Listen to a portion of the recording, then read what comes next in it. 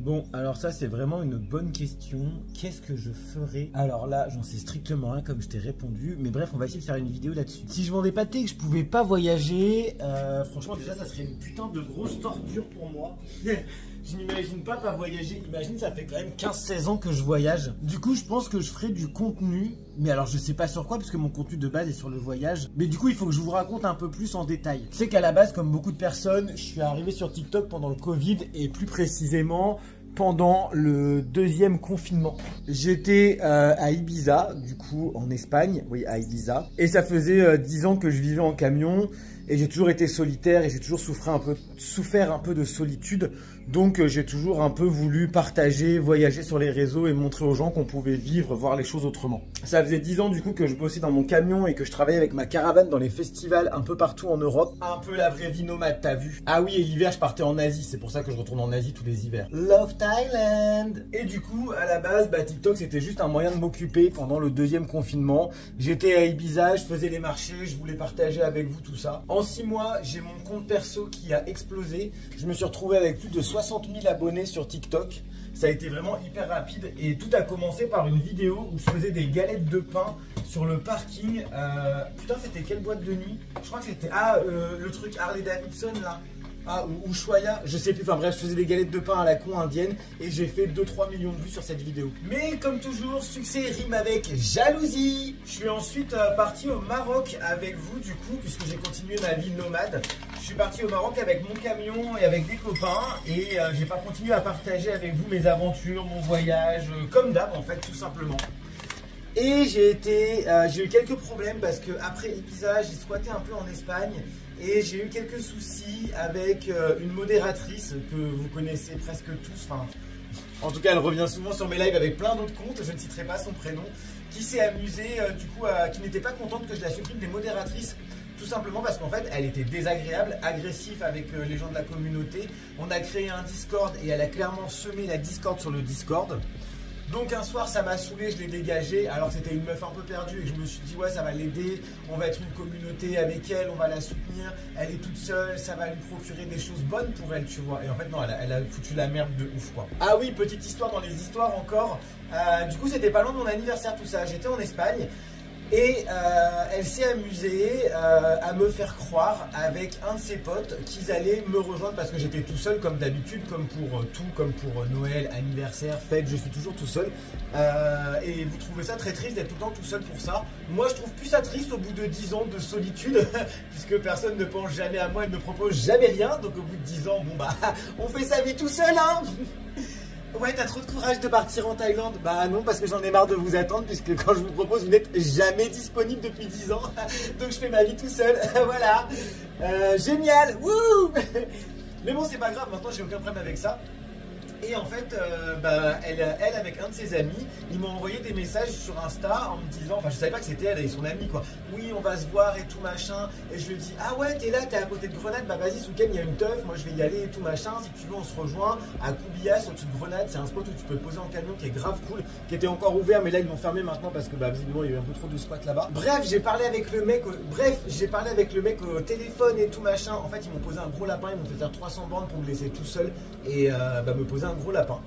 Et du coup j'ai fait un live avec vous, vous avez tous trouvé ça très triste. Je vous avoue que j'ai trouvé ça aussi très triste sur le coup et vraiment très petit et ridicule de faire ça à quelqu'un, tu vois, genre en plus pour un anniversaire. Alors j'en avais rien à foutre de faire mon anniversaire, comme je dis ça me dérange pas parce que je m'en fous maintenant. Mais tu vois quand en plus on te prévient qu'il y a des gens qui te disent ouais on va venir et tout machin, enfin bon bref ça te met un coup dans la gueule quoi. Ceci dit, j'ai Pierrot et Lucie, je pense que vous les avez connus maintenant avec moi puisqu'on s'est vu pas mal de fois et qu'on a fait pas mal de choses avec eux. Cœur sur vous les copains qui sont en Thaïlande actuellement, qui rentrent demain, que je vais pas les voir en Thaïlande, c'est trop dommage. Pierrot et Lucie, ils ont dit ouais ça se fait trop pas ce qu'ils t'ont fait et je les connaissais pas, juste ils me suivaient sur les réseaux.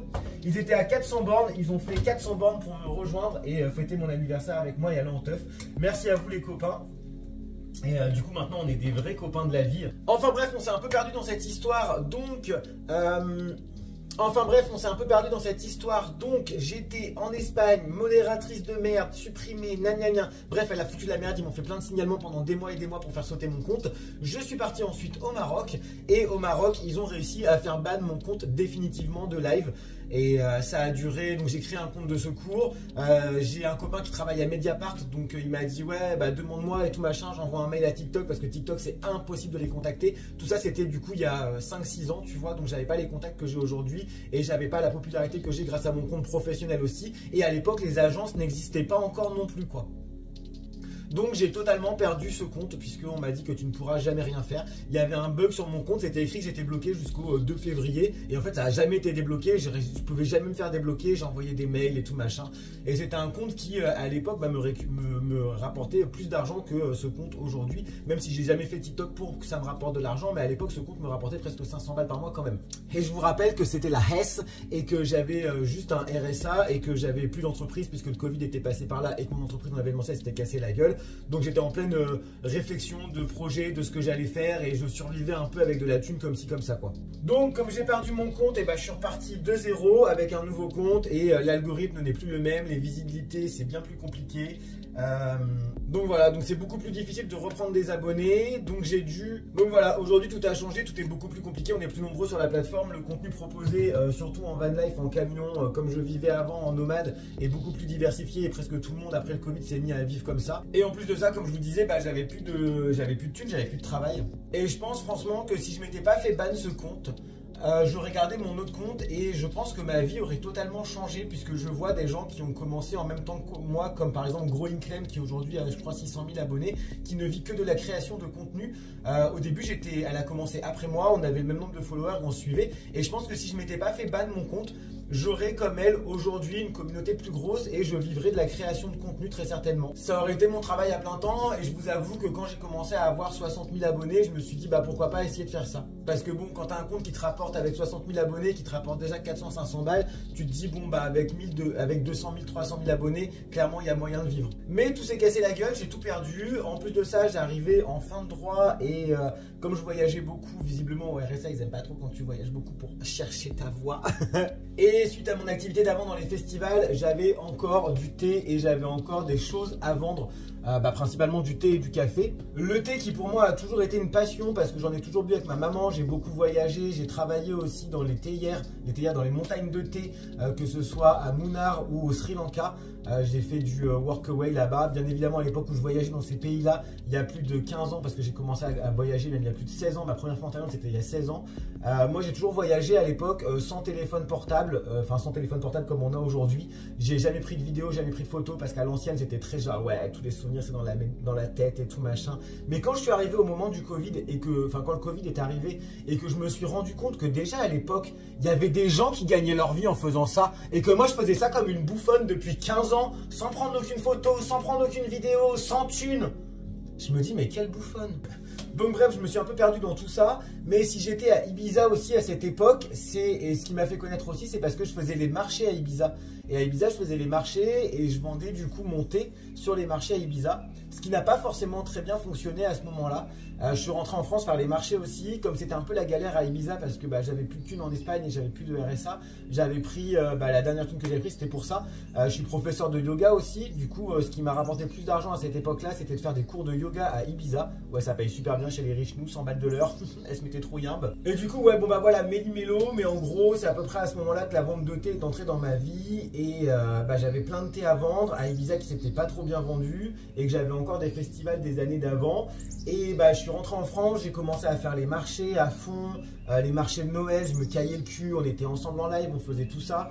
Et du coup, vous avez été nombreux à me dire, mes frères, genre, nous on peut pas venir forcément sur les marchés t'acheter ton thé, tu vois, parce qu'en fait, on n'est pas forcément dans les villes où t'es, pourquoi tu ouvres pas un site internet? Parce qu'à l'époque on était, je sais plus combien à me suivre, c'est un peu emmêlé tout ça d'ailleurs. Bon bref, vous étiez nombreux déjà à me suivre à cette époque et vous m'avez dit mais attends, imagine-toi que si tout le monde achète de ton thé. Ah mais non, mais ça c'était avant le Maroc. Ah je sais plus guys. Ma vie c'est une série Netflix, je vous ai dit il fallait noter au fur et à mesure. Envoyez des mails à Netflix qu'on fasse une série là-dessus là. Bref, pour revenir à ta question, si je vendais pas de thé et que je pouvais pas voyager, je pense que je serais là à partager mes galères et mes pépites comme je le disais tout à l'heure. Ouais, bah comme par exemple Growing Clem à l'époque où on était à peu près sur la même vibe, on partageait à peu près les mêmes choses, mais la vie a fait que je me suis posé et je ne regrette en rien le fait de m'être posé, d'être parti voyager avec ma caravane, travailler dans ma caravane. Ça a été une belle époque pendant 1 an de voyager à travers toute la France, me poser chez les followers pour les découvrir, pour les rencontrer, travailler de chez eux, envoyer mes colis de thé partout en France. Maintenant, il se passe que du coup, sur mon compte pro, le labo d'été, on est plus de 67 000 et que je faisais dans la caravane, je faisais 100 commandes par mois, c'était cool. Maintenant, on est passé à 400-600 commandes par mois, ce qui n'est plus du tout gérable. C'est pour ça que je suis revenu du coup chez mes parents. Et à aucun moment, je regrette tout ça puisque c'est des expériences de vie, même si c'est vrai que on va pas se le cacher, par facilité, si je pouvais gagner 3-4 000 euros par mois en faisant de la création de contenu et en faisant des vidéos à la con de mes spots et de mes voyages, oui, bien évidemment, je ne cracherai pas dans la soupe, qu'on soit bien d'accord. Mais ma vie, elle est comme ça, je suis très content d'avoir monté mon entreprise de thé, et puis même je sais pas si dans cette vie de création de contenu et juste faire des vidéos de voyage et tout, je pense que je m'ennuierais un peu. J'ai quand même besoin que ce soit actif dans ma vie. Et au lit. Enfin bref, je sais pas si vraiment j'ai répondu à ta question, c'était un peu schmilblick, j'espère que la vidéo sera pas trop longue et que vous n'allez pas lâcher l'affaire.